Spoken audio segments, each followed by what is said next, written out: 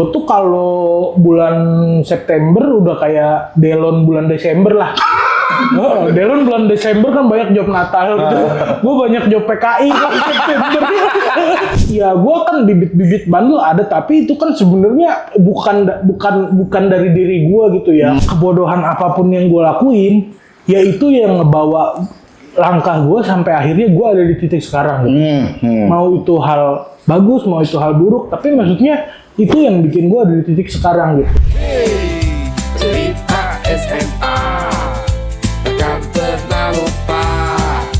Ayo kita bahas hanya di Nostalgia. Gila lu, waktu SMA. Sekarang enggak dong. Nostalgia. Ngapain sih si Piko? Oke. Bang, jangan aneh-aneh bang. Kagak ada apa-apaan di sini. Gorengan doang. Enggak, gue mesen minum doang gitu. Oh iya. Yang dingin bang ya. Iya. Gorengan itu enggak totaran. Iya. Di sini soal taplaknya doang yang hijau, nggak ada yang hijau yang lain. Duduk nih. Duduk, silakan. Luar biasa. Tepuk tangan untuk Viko Fariza. Halo para penonton dan halo para good zaman, kita kembali lagi di konten Nostalgia hal-hal gila. Berani kita beda? Begitu kalau di sini. Kalau di sini kooperatif semua. Mereka dibayar per aih di sini. Aih goceng, 10.000. Emang gampang di sini. Udah pesan apa? Minum? Pesen minum tadi yang dingin aja. Teh kotak. Mang Asepnya mana? Balap liar. Allahu Akbar. Pantesan aja nih hidungnya kayak makibau ya. Balap liar mulu kerjanya. Oke, teh kotak, thank you. Thank you bang. Thank you. Aduh, gua udah lama banget sebenarnya pengen ketemu sama lu, Bang. Emang iya? Iya, soalnya kan terakhir lu WhatsApp gua. Gue kaget kalau ada yang bilang udah lama mau ketemu. Gua pengen ketemu. Soalnya yang lain pada ngindar. Iya. Ya, karena kan semuanya ini jadwal nggak ketemu, bukan ngindarin, lo mah husnuzona aja. Hujan itu. Nah, gua tuh apa? Bisa aja. Dah, silakan. Thank you ya, Mang ya. Siap. Salam. Nah, beneran depan kamera nih orang. Bener ya. Mau nonton balap. Oh, mau nonton balap. Nah, di sini emang cameo-nya pada brengsek semua, Pak. Pada susah banget dikasih tahu. Nah, gua kan dulu kan juga pernah bikin konten kan sama lu. Gua datangin ke rumah lu tuh, masih fresh tuh. Lu tuh. Iya. Sekarang juga fresh. Oh, fresh sekarang. Kirain ada yang dipikirin. Kirain. Gila gue nggak mikirin apa-apa. Oh iya benar sih. Ya udah fresh lah, karena kan kemarin habis dari Kasih Solusi ya. Wah. Aduh. Podcast yang kasih solusi tapi nambah masalah ya. Namanya dong kasih solusi. Enggak, Kang Dery bercanda Kang Dery ya. Baik Kang Dery. Kang Dery mah baik. Nah, dari sanap-sanap lu ya, gue tuh dulu suka banget sih waktu di Suci 3 ya. Karena menurut gue, lu panutan gue malah. Yang bikin gue lolos Suci itu karena dibales mentionnya sama lu. Emang iya? Iya, lu di fallback. Gue tuh ngasih quotes apa gitu. Gue ngomong waktu itu, nih, ntar gue cari ya, ini ya, tweetnya ya. Gue akan berusaha semaksimal mungkin biar gue kayak lu bang. Wih. Terus gue bilang semangat, pokoknya. Lu salah satu orang yang bikin gue, kayaknya gue bisa lolos Suci nih. Wih, keren. Jadi mungkin bisa jadi posisi, ya gue sih belum terlalu sukses banget ya, tapi di posisi gue yang sekarang ini salah satunya mungkin ada andil dari retweet lu bang. Wah. Tapi kayaknya susah deh kalau dicari tweetnya, Met. Kenapa? Akun Twitter gua udah jadi akun kripto. Kenapa jadi akun kripto di hack? Kena hack. Oh kena hack, bukan dijual ya? Apa? Bukan dijual. Waktu itu nyoba diselamatin. Terus katanya, saya kalau balikin agak susah nih bang, saya transfer aja bang, ikhlasin gimana gitu.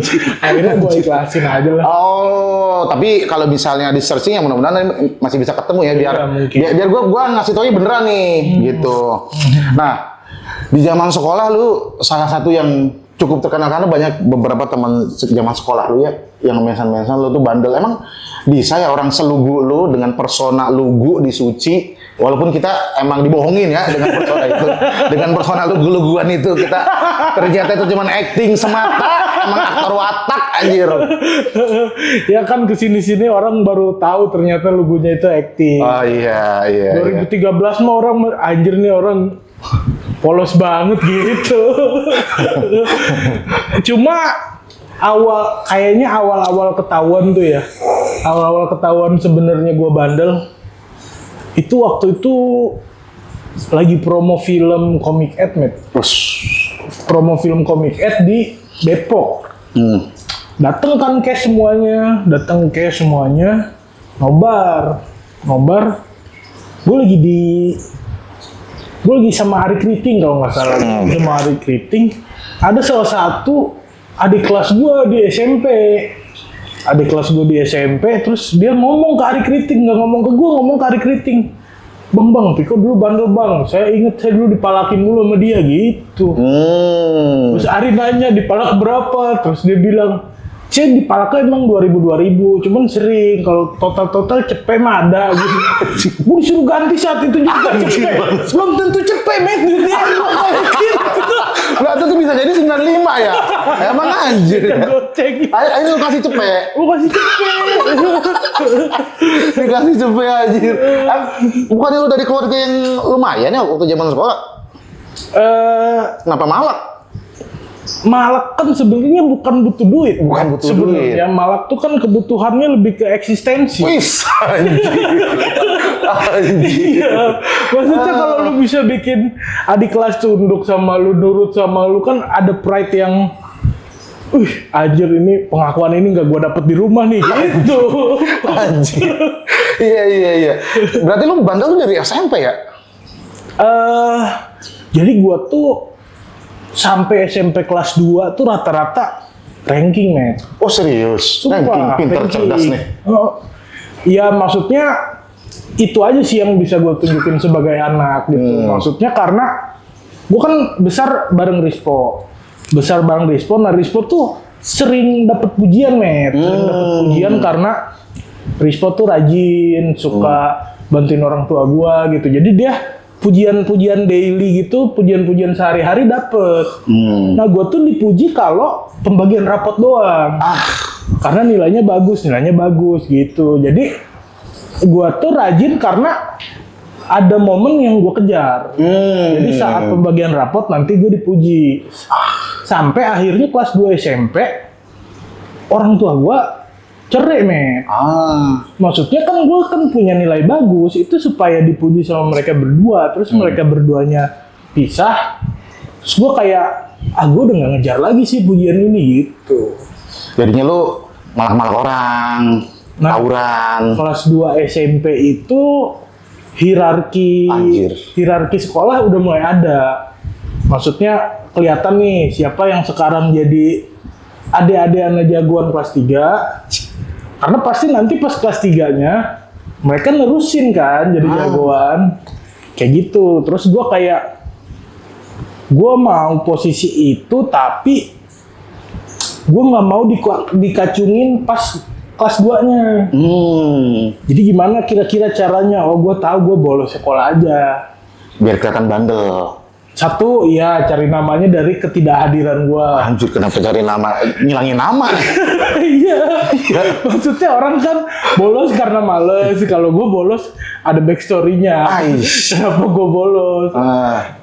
Gue cari nama dari ketidakhadiran gue. Karena dengan gue tidak hadir, orang malah akan bertanya-tanya, ini orang mana sih nggak sekolah-sekolah gitu kan. Oh, jagoan nih dia. Kayak, awalnya gue cari nama itu dulu. Sampai akhirnya kelas 2 SMP tuh Alpago 98 ya. Anjir, 98.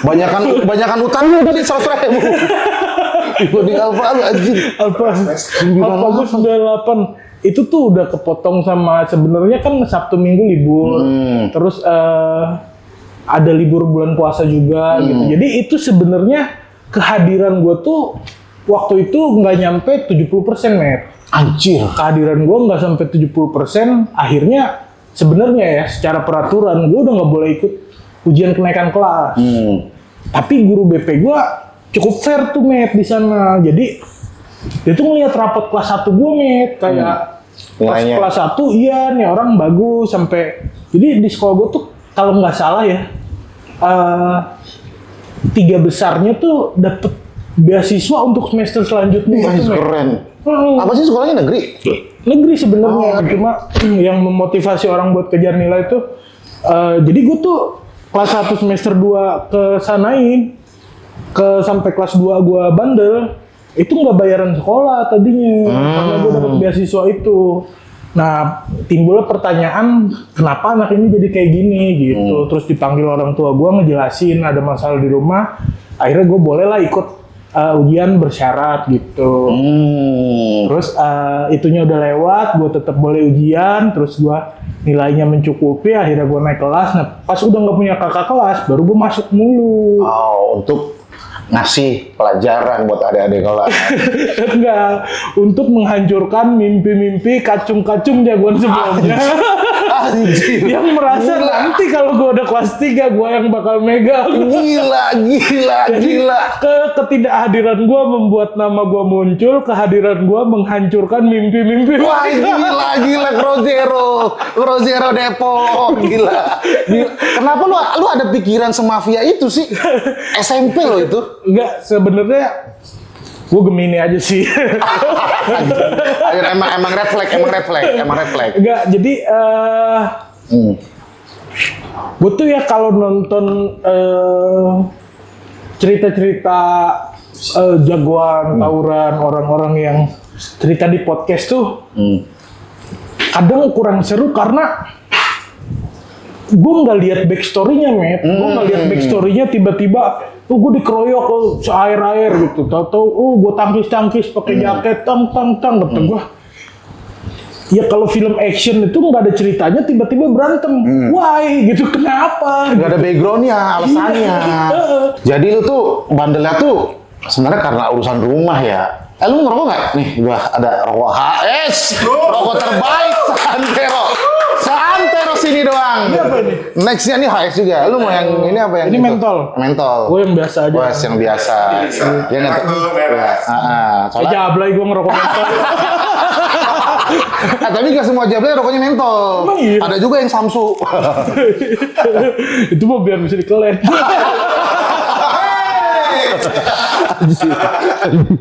Kok bisa pergi dari situ ya? Nah, waktu SMP berarti lu udah mulai kenakalan tuh waktu SMP. Yang paling parah SMP apa? Ya sebenarnya awal mulanya dulu aja sih, Mit. Awal mulanya kenapa pengen diikutin sama anak-anak, sama orang-orang itu tuh sebenarnya gue kesepian sih, Met. Oh. Sebenarnya gue kesepian, terus gue tuh ngerasa gini, di rumah gue setelah orang tua gue pisah, Rispo adik gue ikut nyokap gue, kakak gue yang lain yang cewek 2 udah kerja masing-masing. Di rumah gue sama bokap gue doang berdua. Di rumah sama bokap gue doang berdua, di rumah gue kesepian. Terus kelas 1 di momen gue lagi masih suka belajar segala macem, itu gue ke kantin sendirian. Maksudnya gue lihat anak-anak yang asik-asik gitu, bisa main gitar, bisa ngelawak, itu kok seru ya. Maksudnya mereka bisa grouping gitu tanpa janjian gitu, ke kantin semua gitu. Nah gue kalau ke kantin kayak gue jalan udah gue pelan-pelanin biar yang lain ikut, anjir nggak ada yang ikut, anjir tetap sendiri. Akhirnya gue nyampe kantin udah bel masuk ya, udah kepelaran. Terlalu lambat slow-mo, jalannya slow-mo. Jadi base-nya tuh dari kesepian itu dulu sih, Met. Dari kesepian itu dulu, terus gue ngerasa gimana caranya biar gue bisa diikutin minimal dari teman-teman kelas gue dulu deh gitu. Terus ternyata ada 3 aspek kalau gue lihat. Itu tuh kalau nggak lu jago main gitar, kalau nggak lu jago main bola, kalau nggak lu lucu, Met. Tiga-tiganya lu apa yang bisa lu kuasain? 2 itu main gitar dan main bola itu gue udah nyoba banget, Met. Gue tuh nyoba belajar nendang pakai kaki gue itu ban bekas gue taruh tiang, terus gue nendangnya jadi pakai pemberat dari ban itu. Biar gue jago nih main bola nih gitu. Latihan salin soccer. Udah pegel banget tuh gue. tetep nggak jago main bola. Main gitar, tangan gue ini udah gue karet-karetin buat pindah-pindah kunci. Biar nanti pas nggak pakai karet, itu gampang pindahnya. Tetep susah, men. Nggak bisa main gitar dan main bola nggak bisa. Akhirnya yang paling mungkin nih lucu nih. Yang paling mungkin lucu, belajar ngelucu lah gue. Belajar ngelucu. Mulai gue diwaro sama temen-temen kelas. Mulai ke notice nih. Mulai diwaro, kemana-mana diajak, nongkrong diajak. Ketika udah dinotis sama lingkungan kecil, terus dilibatin dalam beberapa hal sama grup kecil ini, community kecil ini, biasa kan ada kelas-kelas di sekolah, senggol-senggolan tuh wajar. Nah karena gue ngerasa, anjir nih community gue bisa masuk ke circle mereka aja, gue susah payah, gue belajar ngelucu dulu, anjir gue harus nonton OVJ, anjir gue harus nonton Facebooker, anjir. Risetnya dalam. Jadi gitu, gue udah anggap di community itu, terus kalau mereka ada kelas-kelas kecil, biasanya gue yang maju kayak gitu. Gue maju terus gue bentrok-bentrok lah sama orang-orang yang tadinya jadi kacung sama jagoan sebelumnya. Pas jagoannya lulus, mereka merasa mereka yang akan jadi jagoan. Terus ya gue terus yang majuin. Nah pola ini lu pakai sampai SMA nggak? Gue tuh lulus dari Depok kan, pindah ke Jakarta. Pindah ke Jakarta, SMA-nya pas lulus, sekolah di Jaksel gua. Anjir. Sekolah di Jaksel. Elit lah. Nggak elit, Jakselnya yang UP, belakang UP gitu loh. Gitu, maksudnya Jakselnya yang kampung, bukan yang Gunawarna. Iya. Jaksel nyerempet Depok ya. Iya, Jakselnya di situ, cuma ternyata menurut gua bandel-bandel anak Jaksel itu kelewatan, Met. Kelewatannya? Maksudnya kayak bukan anak sekolah gua ya, tapi maksudnya itu kan di deket stasiun UP banget sekolah gua. Itu tuh misalkan kereta lewat, dulu tuh masih pada naik di atas kereta gitu, Met. Terus dia nusuk orang di atas kereta kayak nggak apa-apa gitu, Met. Maksudnya kayak normal aja, dan itu yang berantem anak-anak master kayak gitu-gitu. Kayak ya udah fenomena alam biasa aja gitu. Ada terus ketusuk. maksudnya orang lihat astagfirullah, tapi jalan juga gitu. Dan maksudnya nggak nolongin, nggak apa. Oh iya, separah itu juga Jaksel ya? Lumayan banget, Met. Nah, lu gimana lu untuk beradaptasi sama lingkungan sekolah yang begitu? Iya, gua kan bibit-bibit bandel ada, tapi itu kan sebenarnya bukan dari diri gua gitu ya. Kayak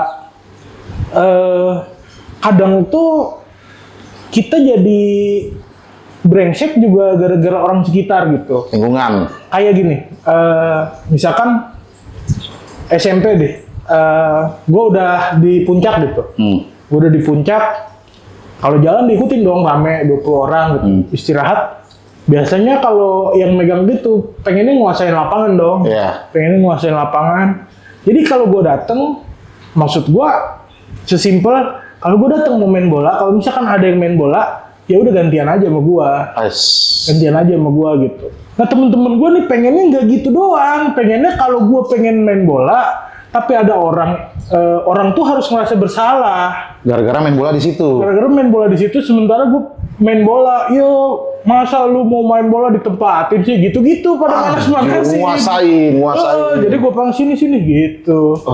Bolanya gua misalkan udah agak kempes gitu kan, bola plastik itu, terus gue injek gitu yang meledak dar gitu, yang bunyi selapangan orang pada ngeliat gitu, men. Jadi kadang-kadang kita brengsek karena sekitar. Karena lu dipojok-pojokin terus, wah lu tuh jagoan, lu tuh kayak Firaun. Iya kayak Firaun. Firaun kan sebenarnya orang-orang pendampingnya. Iya, yang nyembah-nyembah dia. Dianya sebenarnya nggak ngerasa dia nggak ngerasa Tuhan sebenarnya. Iya, itu orang-orang sekitar lu sebenarnya. Kayak Ariel lu ngomong. Iya, gara-gara gue nonton podcast Ariel. Sama lagi. Iya. Ada di podcast Ariel yang dia lagi konflik lah sama Andika. Nah, kayak gitu. Jadi gue pas mau orang yang bandel murni, yang memang dari hatinya niat untuk berangkat sekolah, nanti di jalan gue mau nusuk orang, kayak gue nggak di situ deh, men. Gitu gue ngerasanya kayak udah gitu mulai kenal cewek. Ih. Maksud gue kayak diperhatiin anak-anak enak. Cuman diperhatiin cewek yang kita suka anjing lebih enak lagi sih gitu. Jadi maksud gue kayak kenapa gue harus ngambil resiko kepala gue bocor gitu. Tapi berarti itu pacar pertama lu? Bukan? SMP udah ketemu gue. Udah ketemu lu? Iya, maksudnya pas gue udah di puncak di SMP gue. Terus gue udah banyak teman, udah diikutin orang. Terus di situ juga gue punya pacar ya pertama lah, karena sebelumnya pernah pacaran yang telepon-teleponan doang. Tapi ini nembak langsung apa lewat BBM? Asia Hidayah dulu zaman gue. Zaman gue Sampai ya itu Asia tuh ya itu sampai jadi aib tahu. Ringtone-nya aib. Wek. Tapi diplastikkan sama orang kan HP-nya orang susah. Beneran susah tutup perusahaannya. Jadi beneran susah. Dulu HP gue Asia Hidayah. Asia Hidayah. Itu bahkan ada tahap karena dulu sekolah gue tuh rame banget, satu angkatan tuh 9 kelas. Ada dikali 3 angkatan. Jadi ada momen istirahat pertama HP gue hilang, istirahat kedua beli lagi, Anjir. dari duit kolekan. Anjir. Sultan ya? Bukan Sultan, gue ngumpulin anak-anak kayak gue nggak mau tahu duit kolekan karena kalau gue nggak balas chat cewek gue lama nanti gue bisa marahan gitu. Anjir. Jadi sebenarnya lu tiap hari lu bisa beli HP, bahkan lu bisa buka counter sebenarnya. Sebenarnya bisa buka counter Asia lu. Sebenarnya bisa. Tapi kan lu kan emang Asia warna tuh cuma 299. Iya. 199. Maksudnya pakai duit kolekan yang 9 kelas kali 3 angkatan cukup banget, Met. Setiap hari beli satu mah. Gila, ternyata lu seberpengaruh itu ya di sekolah ya? Nah, gue tuh bukan seberpengaruh itu sebenarnya karena gue bikin sistem supaya orang mau ngikutin gue, Met. Jadi anak-anak yang sebelumnya ngerasa dikacungin sama jagoan yang sebelumnya, dia pas ngelit, itu kan jahat karena ada faktor dendam, ya. Ada faktor dendam, dulu gue diginiin. Jadi ke yang lain juga dia nindasnya menurut gue over.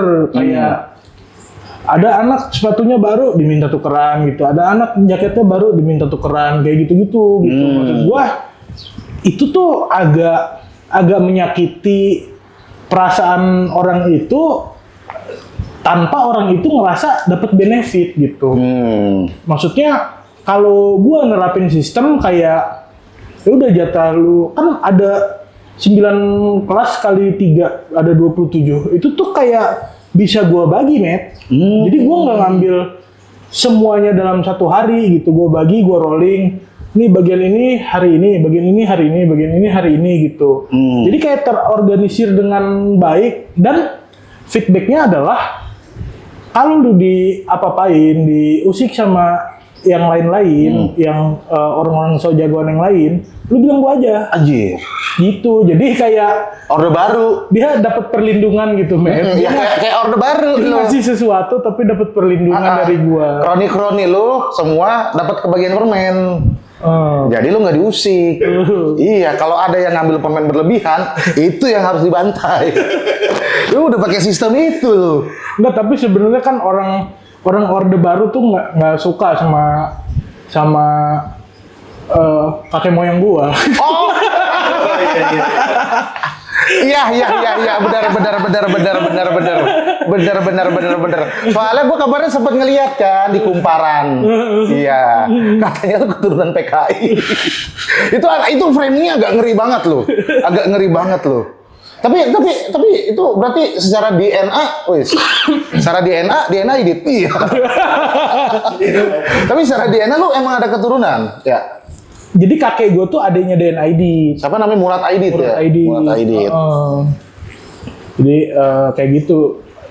Makanya kalau gue tuh kalau bulan September udah kayak Delon bulan Desember lah. Delon bulan Desember kan banyak job Natal gitu. Gue banyak job PKI kan September. Oh, karena banyak yang main wawancara lu. Iya, banyak yang main wawancara. Gue tuh sampai di tahap ngomong kayak gini, Met. CNN apa gitu ya. Gue bilang, Mbak mau wawancara saya tentang PKI. Tonton aja video yang tahun lalu, Mbak. Karena Isinya sama. pengetahuan saya tentang PKI nggak nambah. Bener sih.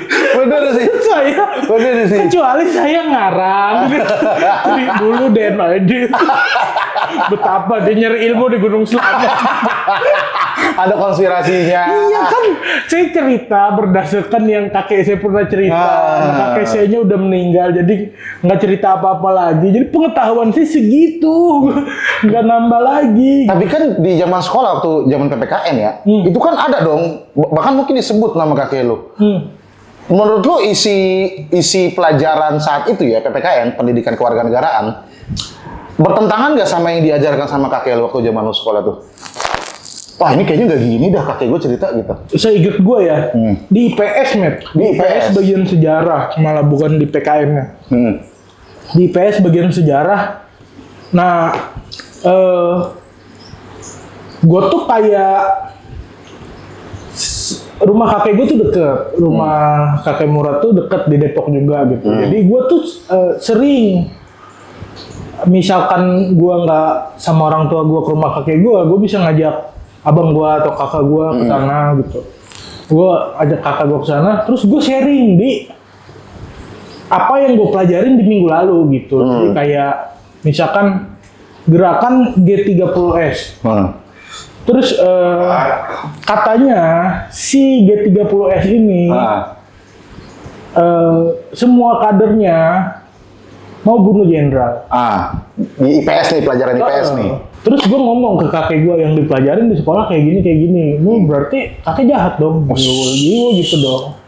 Terus kakek gue ngomong kayak gini. Ikut tahu Golkar? Tahu. Ikut tahu PAN? Tahu. Tahu PDI? Tahu.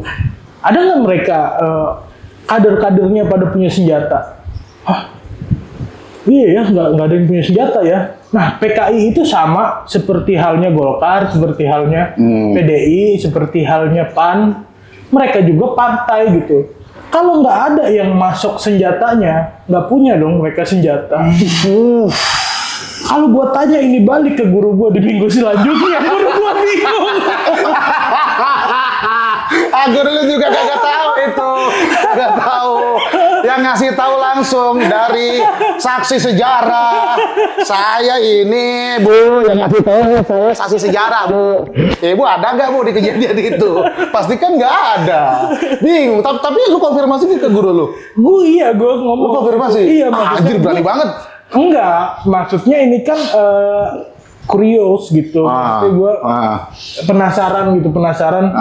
Kenapa hal ini diajarin? Kenapa dikasih tahu bahwa PKI mau bunuh jenderal-jenderal dengan persenjataan lengkap, sementara mereka akses dari mana untuk punya senjata-senjata itu? Gitu. Jadi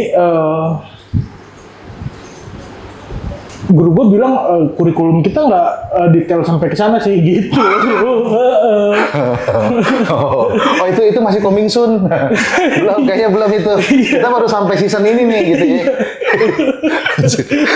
tapi gue respect sih sama guru lu sih. Kan kebanyakan guru tuh kalau misalnya murid nanya di luar kemampuan dia langsung udahlah. Gak usah banyak nanya, udah ini. Gue waktu itu soal pernah nanya teori Darwin. Bu, kan teori Darwin kan katanya manusia dari monyet, ya kan? Nah berarti kita bukan keturunan Nabi Adam, tapi keturunan monyet. Itu kan cuma teori. Lanjut, belajar. Lah, ya justru gue pengen belajar. Apa kita dari monyet? Katanya Nabi Adam, dari agama Nabi Adam. Tapi kok Darwin dari monyet? Udah. Nah, itu gue respect sama guru lu tuh. Karena dia ngasih tahu, pengetahuan ibu belum sampai situ. Secara halus belum sampai situ, ya kan? Sekarang lu udah tahu teori Darwin? Ya sebenarnya kan sekarang nih dengan pengetahuan gue yang sekarang, ya kan? Ternyata itu cuman hoax. Darwin tuh nggak pernah nyebut manusia dari monyet, nggak ada kata-kata Darwin. Darwin tuh cuman ngasih tahu kalau makhluk-makhluk di dunia ini bisa jadi ada evolusinya. Iya. Tapi nggak pernah dibilang kita dari monyet, kita dari yang ngerangkak dulu, terus yang jalannya begini, terus jadi tegak begini. Darwin nggak pernah bilang itu. Iya benar, karena itu emang nggak pernah keluar dari mulut Darwin. Iya. Darwin ngeluarin teori evolusi gitu. Nah, orang banyak ngertiin karena banyak gambar grafisnya adalah manusia dari yang bungkuk terus Iya. jalan tegak gitu, terus kayak narik kesimpulan sendiri, oh teori Darwin tuh ini gitu, padahal nggak ada keluar dari mulut Darwin. Karena kalau misalnya tidak dikatakan seperti itu, gua setiap ke kebun binatang ngerasa kayak anjir ini 1000 tahun manusia nih. Langsung kayak begitu gua. Ya kan karena kurikulum kita tidak menjabarkan. Bener loh, ada gorila gini-gini. Bisa jadi dia ntar jadi polisi nih. Bisa jadi ntar dia jadi tukang tiket nih. Itu 1000 kan tahun. nanti lubang buaya berubah jadi bombardilo krokodilo. Iya benar. Ada bukannya gua mengkritisi ya, mungkin harus ada yang dirubah dari kurikulum kita ya. Ya sebenarnya ya. Jadi harus dijelaskan biar kita nih pengetahuannya jadi nggak setengah-setengah. Ya kan? Jadi kayak cuma sepotong, akhirnya kebawa terus sampai kita dewasa. Pas kita dewasa udah tahu, anjir selama sekolah gua dibohongin nih. Gitu. Kalau misalnya mungkin bapaknya, misalnya bapak gua kayak lu gitu dah, kan kayak lu orang yang dari saksi sejarah ya kan. Ya misalnya teori Darwin nih dijelasin di sekolah. Bapak gua itu ahli genetika misalnya. Gua nanya kan sama bapak gua kan. Ntar gua ditolol-tololin kan bapak gua. Nggak kayak begitu. Sampai ngajarin sekolah. Jadi gua nanya ke sekolah juga, kata siapa? Kata bapak saya. Bingung pasti. Itu emang terjadi, Mit, bahkan di perkuliahan juga gitu kan. Gua sempet kuliah SI kan 2012, terus 2017 gue dapet beasiswa lagi tuh di Mercu Vkom Beasiswa ya. Pas dapet beasiswa Vkom broadcast, gue nggak nerusin SI tuh karena salah satunya gue di karantina suci. Terus gue tuh baru masuk 3 bulan, jadi nggak ada nilai yang belum ada nilai yang bisa di save. Pas 2017 ngelanjutin sesuai itu sama jurusan gue Vkom broadcast. Nah, kesesuaian ini malah jadi lebih, kalau dosennya nggak bijak gitu ya, malah lebih jadi faktor yang misalkan di teori kayak gini, dosennya ngasih tahu, terus gue bilang kayaknya kalau praktek syuting beneran nggak kayak gini gitu. Iya benar. Nah, maksudnya ketika dosennya nggak bijak, merasa bahwa ilmu dia eksklusif, terus dia punya pengalaman ngajar berapa tahun gitu, padahal kan syuting hari ini aja sama besok udah ada perkembangan ya. Jadi ilmu yang dia mantepin misalkan 5 tahun yang lalu, kalau diajarin sekarang bisa jadi udah nggak kompatibel iya, gitu. Iya benar, udah nggak sesuai.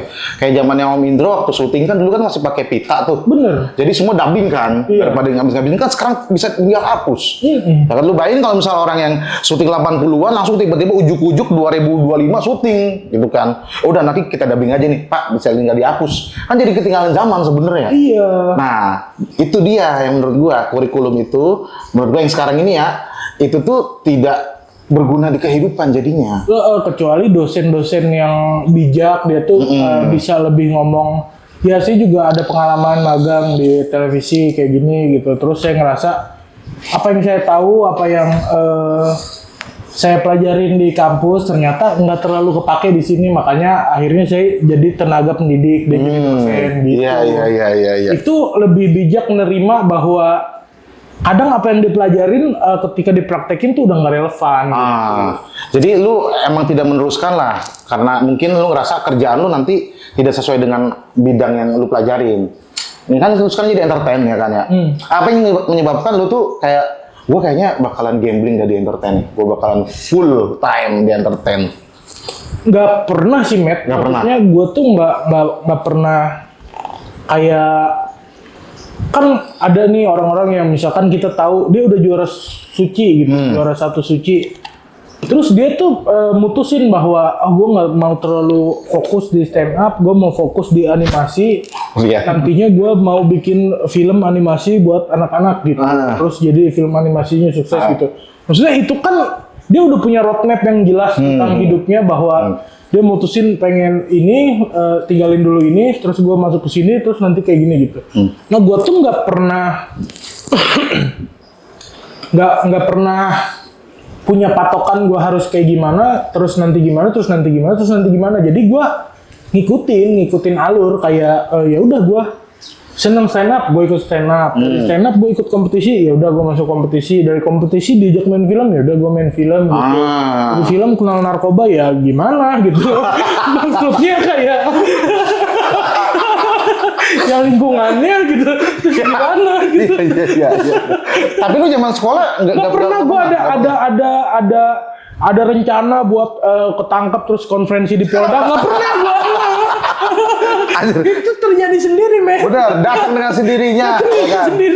Benar, nggak mungkin. Nanti habis dari Suci kayaknya enak nih preskon. Kan tidak mungkin, ya kan? Tapi lu juga sempat cerita tentang masa lu di sekolah ya, waktu di Suci tuh, lu punya momen nggak lu lupain nggak waktu zaman sekolah yang kayaknya kalau misalnya gua dengan pemikiran gua sekarang gua nggak ngelakuin itu deh. Gue tuh jarang nyesel sih, Matt. Jarang nyesel sama yang lu lakuin. Maksudnya gini, gue tuh dari dulu punya kesadaran bahwa yang udah terjadi tuh nggak bisa diubah, Matt. Nice. Yang udah terjadi nggak bisa diubah, jadi menurut gue kayak kebodohan apapun yang gue lakuin, ya itu yang ngebawa langkah gue sampai akhirnya gue ada di titik sekarang gitu. Mau itu hal bagus, mau itu hal buruk, tapi maksudnya itu yang bikin gue ada di titik sekarang gitu. Kalau kita berandai dengan berlarut-larut gitu, kayak harusnya hal ininya gak gue lakuin nih, hal ininya gak gue lakuin, mungkin sekarang gue ada di titik yang lebih bagus gitu. Nah itu yang bisa bikin orang tuh kadang gak gerak atau orang tuh jadi stuck gitu. Jadi menurut gua apapun hal bodoh yang udah dilakuin, apapun hal baik yang udah dilakuin, ya udah itu yang bisa bikin lu ada di titik sekarang. Kalau mau masa depan itu masih bisa diubah gitu. Jadi masa lalu belum bisa nggak akan bisa diubah gitu. Masa depan itu masih bisa diperbaiki gitu.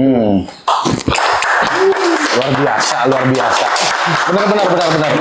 Gua mencerna banget sih. Iya, maksud gua fokus sama apa yang bisa dilakuin sekarang aja untuk memperbaiki masa depannya gitu. Jadi kalau ditanya ada nggak pas zaman sekolah sesuatu yang kayaknya harusnya nggak gua lakuin, kayaknya gua nggak pernah mikirin itu. Nggak ada yang lu sesalin. Oke, jadi menurut lu yang kita punya tuh hari ini doang ya? Bener. Masa depan belum tentu punya kita. Masa lalu nggak bisa balik lagi. Iya. Sebenarnya hari ini aja yang punya kita tuh hari ini aja. Bener. Besok bisa bangun lagi. Sebenarnya itu kan bonus ya. Bonus Setuju. kita hidup ya kan. Setuju. Ya kan. Jadi ya sekarang aja lah jalanin. Jadi gua respectnya lu ya. Lu tuh tidak malu dengan apa yang lu lakuin walaupun yang lu lakuin itu negatif. Ya kita tahu lah yang problem yang akhir-akhir ini kan. Iya. Itu gue respect banget lu tuh ya. Lu tuh bisa berdamai dengan itu, tidak hilang, tidak avatar Instagram lu nggak jadi gelap, postingan nol. Kan, mungkin kalau misalnya selebgram atau artis yang lain mungkin akan melakukan itu yang sudah ketebak lah gitu. Nah, apa yang menguatkan lu? Kayaknya gue bisa diterima lagi deh. Apa karena Ariel? kan dia sempat ada kata-katanya Ariel ada kata-kata begini, ini bagus banget menurut gue. Kalau misalnya gue berhenti sekarang, orang akan inget yang gue lakuin kemarin. Tapi kalau gue terus di masa depan, orang akan inget yang gue lakuin sekarang. Anjir. Itu yang disebutkan Ariel. Apakah pemikiran lu kayak Ariel gitu? Kurang lebih itu sih, cuma kan maksudnya Ariel preferensinya itu kan Khalil Gibran ya, jadi mungkin kalau keluarnya dari dia kayak lebih enak didengar aja gitu. Luar biasa. Gue sih happy banget sih gue hari ini ya kedatangan lu Bang. Thank you banget nih ya, udah lu banyak bercerita. Terus gue juga jadi tahu kenapa bisa lu tetap stay, lu tetap so much go on dengan apapun yang terjadi. Jadi kebanyakan orang kan ngejudge apa yang lu lakuin yang sebenarnya mereka nggak tahu sepenuhnya, tidak mengkonfirmasi gitu ya, seperti pelajaran-pelajaran sekolah itu. Dan kita harus konfirmasi juga ke ahlinya ya kan. Tiba-tiba di sini kan ada sesar Lembang, ini akan gempa berapa puluh tahun sampai sekarang, alhamdulillah tuh ya, kekuatan doa bisa. Maksudnya, gua belajar banget dari lu nih untuk kita tidak setengah-setengah ngedenger informasi sih, ya kan. Nah, biasanya nih Bang, waktu itu kan gue juga datang ke rumah lu, ada quotes. Di ending konten ada kata-kata motivasi yang bisa mungkin mempengaruhi pikiran-pikiran dari good human. Kita manggilnya good human. Kita manggilnya good human. Kan lu ada quotes gak nih untuk netizen mungkin? Ya buat para good human ya, buat para good human, menurut gua kesalahan itu tidak mendefinisikan kita gitu. Jadi susu itu kalau basi itu dia bisa jadi yogurt gitu. Susu itu kalau basi itu dia bisa jadi keju gitu. Jadi di mana yogurt dan keju itu bisa lebih mahal harganya daripada susu gitu. Jadi yang bikin kita mahal adalah pengalaman yang kita laluin, terus kita ambil pelajaran dari pengalaman itu untuk tidak diulangi di masa selanjutnya. Luar biasa. Luar biasa. Benar,